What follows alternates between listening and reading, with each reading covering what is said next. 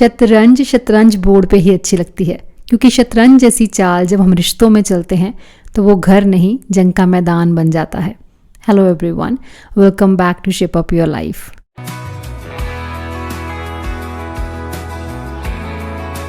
आज का टॉपिक कोई सोचा समझा हुआ टॉपिक नहीं है।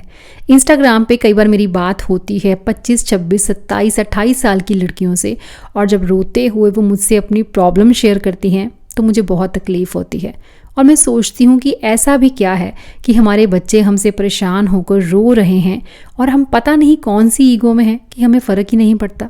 ये टॉपिक सेंसिटिव है, लेकिन मैं दोनों जनरेशन्स की बात करूँगी, सो किसी भी जनरेशन के ऑफेंड होने की कोई गुंजाइश रह नहीं जाती।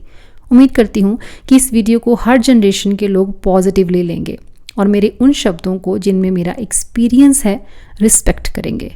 तो बात ऐसे है कि इंसान एक सोशल एनिमल है और हमारे रिलेशंस हमारी सबसे बड़ी ताकत है या फिर सबसे बड़ी कमज़ोरी भी।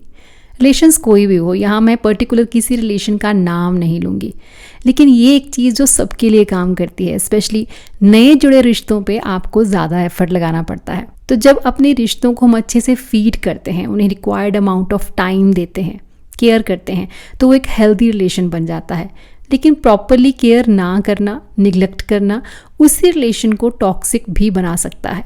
कहने का मतलब ये है कि जितना अमाउंट ऑफ एनर्जी हम किसी भी रिलेशन में डालते हैं, आउटपुट उतने ही बढ़िया निकलते हैं। कोई भी रिलेशन जो नया हो वो स्टार्टिंग में बहुत स्ट्रॉन्ग दिखता है और कुछ टाइम तक बहुत अच्छा वर्क भी करता है, लेकिन एक टाइम पीरियड के बाद केमिस्ट्री कुछ गड़बड़ाने लगती है, क्योंकि उस रिलेशन में ऐसी बहुत सी चीज़ें ऐड हो जाती हैं जो नहीं होनी चाहिए और बहुत सी ऐसी चीज़ें निकल जाती हैं जो उस रिलेशन को स्ट्रॉन्ग बनाए रखने के लिए बहुत ज़रूरी थी। चलिए देखते हैं ये डिस्कशन कहाँ तक पहुँचती है और क्या इसका कुछ रिजल्ट निकल पाता है। किसी भी रिलेशन के स्टार्टिंग में हम अपना बेस्ट ट्राई करते हैं, मतलब दूसरों को पैम्पर करने के लिए वो सब भी करते हैं जो करना हमारी नेचर में भी नहीं है, या यूँ कह सकते हैं कि पहले हमने कभी वो चीज़ें करने में उतना इंटरेस्ट नहीं दिखाया जिन्हें करने के लिए आज हम एक्साइटमेंट दिखा रहे हैं। So please don't do that. अगर वो करना उस रिलेशन की रिक्वायरमेंट है तो कीजिए ज़रूर, लेकिन लिमिट में, मतलब उतना ही जितना आप हमेशा कर पाएं, क्योंकि ये रिलेशंस जो होते हैं ज़िंदगी भर के होते हैं और कोशिश करने पे भी आप खुद को पूरी उम्र पुश नहीं कर पाएंगे। दूसरों की एक्सपेक्टेशंस बढ़ जाएंगी और जैसे ही आप वो चीज़ें करना छोड़ेंगे या यूँ कहें कि आप कम कर देंगे तो प्रॉब्लम भी इंक्रीज़ होने लगेगी। यस कहना बुरा नहीं है, लेकिन हर वक्त हर चीज़ के लिए हाँ कहना भी आपको कोई बहुत अच्छा आउटपुट नहीं देता है। सब कुछ करना हमारे लिए पॉसिबल नहीं है, तो ये जानना बहुत ज़रूरी है कि आप क्या और कितना हैंडल कर सकते हैं। और अगर आप सच में हैंडल नहीं कर सकते तो पोलाइटली नो कहना सीख लीजिए। और अगर कोई इसी नो के लिए आपको गिल्टी फील करवाता है तो इसका मतलब ये नहीं है कि आप सच में गिल्ट में आ जाएंगे और वो चीज़ें रिपीट करने के लिए तैयार हो जाएंगे। अगर वो एक ट्रू रिलेशन है तो धीरे धीरे वो आपकी नो को एक्सेप्ट करना शुरू कर ही देंगे। ड्रीम देखना हम सबको अच्छा लगता है, लेकिन ड्रीम लाइफ जैसी कोई चीज़ नहीं होती। आई नो न्यू रिलेशंस में हमें बहुत सारी एक्सपेक्टेशंस होती हैं और खासकर न्यूली वेड लड़कियों को अपने ससुराल से, अपने हस्बैंड से काफ़ी उम्मीदें होती हैं, बहुत अरमान होते हैं, लेकिन रियल लाइफ में सब कुछ सिर्फ हमारे सोचने जैसा नहीं हो सकता। नए रिश्तों में दो लोग, दो फैमिलीज़ एक दूसरे के लिए बिल्कुल नए हैं। दोनों की अपब्रिंगिंग अलग लाइफस्टाइल में अलग सोच के साथ हुई है। थोड़ा टाइम लीजिए और थोड़ा टाइम दीजिए। बहुत जल्दी में किसी को जज कर लेना और किसी के लिए बहुत जल्दी एक राय बना लेना कभी भी सही नहीं होता। अगर चीज़ें आपकी सोच के हिसाब से नहीं हो रही तो इसका मतलब ये नहीं है कि वो सही नहीं हो रही। किसी भी रिलेशनशिप में बहुत ज़्यादा एक्सपेक्टेशंस मतलब बहुत ज़्यादा डिसअपॉइंटमेंट। सो दूसरों से ज़्यादा एक्सपेक्ट करना ही नहीं चाहिए। वो आपकी हर थॉट के साथ एग्री होंगे, नॉट पॉसिबल। एकदम से घर में आकर आप अपने अकॉर्डिंग चेंजेस करना चाहेंगे और उनसे ये एक्सपेक्ट करेंगे कि वो बिल्कुल रिएक्ट ना करें, नॉट पॉसिबल। सो इन चीज़ों को सेटल होने में वक्त लग ही जाता है। आप ये भी एक्सपेक्ट ना करें कि कोई आपकी उतनी रिस्पेक्ट करेगा जितनी आप खुद की भी नहीं करते। हमारी एक्चुअल स्ट्रेंथ हमारे मसल्स में नहीं बल्कि हमारी सोल में होती है। सो इसी सेकंड समझ लीजिए कि प्यार और रिस्पेक्ट मांगने से कभी नहीं मिलते। कभी खुद को आई लव यू कह के देखिए और एक्ट भी वैसे ही कीजिए। बहुत इम्पॉर्टेंट है कि हम सबके साथ अच्छे रहें, लेकिन उससे भी ज़्यादा इम्पॉर्टेंट है खुद के साथ अच्छा होना। जब हम सेल्फ रिस्पेक्ट और सेल्फ लव की प्रैक्टिस करते हैं तो हम खुद को खुश रहने की अपॉर्चुनिटी देते हैं। तब आप एक अच्छे दोस्त, एक अच्छे फैमिली मेम्बर और अपने लिए एक अच्छा पर्सन बन सकते हैं। हो सकता है कि आप किसी एक पर्सन के लिए उतने लवेबल ना हो, लेकिन किसी दूसरे के लिए आप बहुत वैल्यूएबल भी हो सकते हैं। सो उनके साथ टाइम स्पेंड कीजिए जो आपकी वैल्यू करते हैं। अगर कोई नेगेटिव पर्सनैलिटी आपको हर वक्त क्रिटिसाइज़ करती है तो उन पे तरस खाइए, क्योंकि वो सिर्फ आपसे ही नहीं अपने आप से भी परेशान है। तो स्माइल कीजिए, इग्नोर कीजिए और आगे बढ़िए।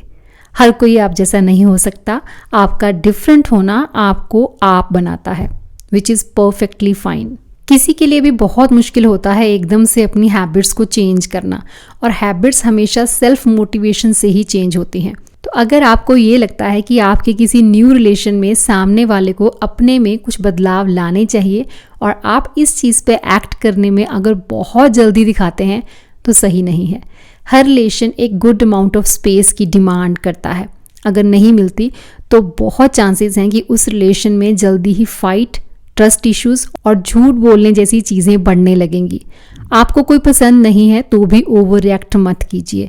अपने रिलेशंस को सेटल होने के लिए इतना टाइम तो ज़रूर दीजिए कि बिना फाइट के आप एक दूसरे के इमोशंस को अंडरस्टैंड कर सकें। बाय द टाइम वो चीज़ें अपने आप होने लगती हैं, लेकिन आप किसी भी रिलेशन को अपने अकॉर्डिंग कंट्रोल करने की कोशिश करेंगे तो आपका वो रिलेशन ही गलत ट्रैक पे चला जाएगा। बहुत ही कम रिएक्शंस के साथ अपनी बात को कहना सीखिए। और क्योंकि सोचने का तरीका अलग है तो इसका मतलब ये नहीं कि हर बार कोई एक ही सही और हर बार कोई दूसरा ही गलत होता है। आर्गुमेंट और मिसअंडरस्टैंडिंग के इश्यूज कई बार इतने इंक्रीज हो जाते हैं कि उस रिलेशन को टॉक्सिक बना देते हैं। सो कहने का मतलब ये है कि प्यार हो या नाराज़गी, बहुत जल्दी अपने इमोशंस को बाहर ना निकालें। चीज़ों को थोड़ा स्लोली और इजीली हैंडल कीजिए। कुछ चीज़ों के नापसंद होते हुए भी उन्हें इग्नोर करना सीखिए। अपने नए रिलेशन के साथ शेयर करने के लिए आपके पास बहुत कुछ हो सकता है, लेकिन बहुत जल्दी बहुत कुछ शेयर मत कीजिए। सब कुछ बेसिक से शुरू करना सही रहता है। आपको सामने वाले के बिहेवियर के बारे में अभी कुछ खास पता नहीं है। उनका अंडरस्टैंडिंग लेवल अभी आप नहीं जानते। वो आपकी कौन सी बात को कैसे अंडरस्टैंड करेंगे वो आपको नहीं पता। एक अंडरस्टैंडिंग लेवल सेट किए बिना चीज़ें शेयर करने का नुकसान यही होता है कि आपकी उन्हीं बातों का यूज़ इन फ्यूचर गलत वे में भी किया जा सकता है, और तब हर्ट से भी ज़्यादा आपको गिल्ट होगा कि आपने शेयर ही क्यों किया। ये रिस्की है।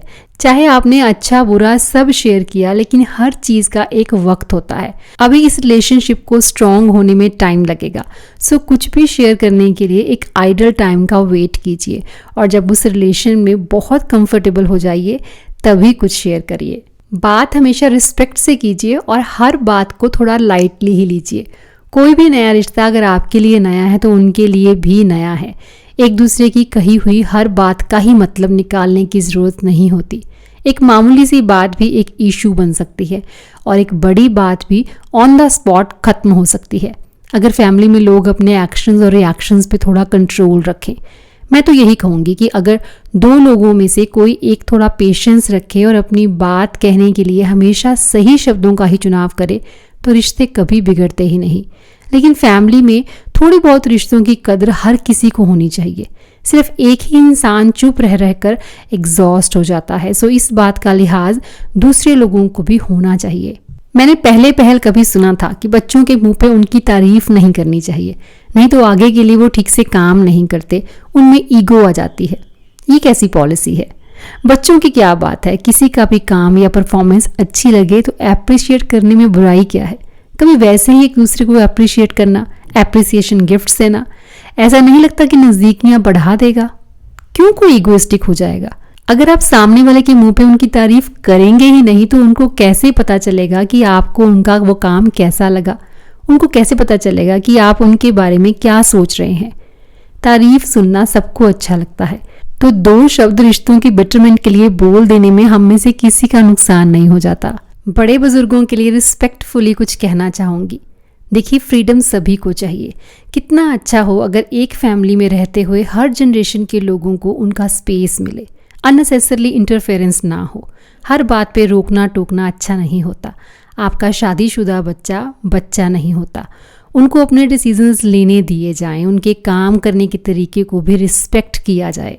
परिवार का माहौल अच्छा हो तो ज़िंदगी में कुछ चीज़ों के अभाव भी चल जाते हैं। बस बैलेंस बना के चलिए।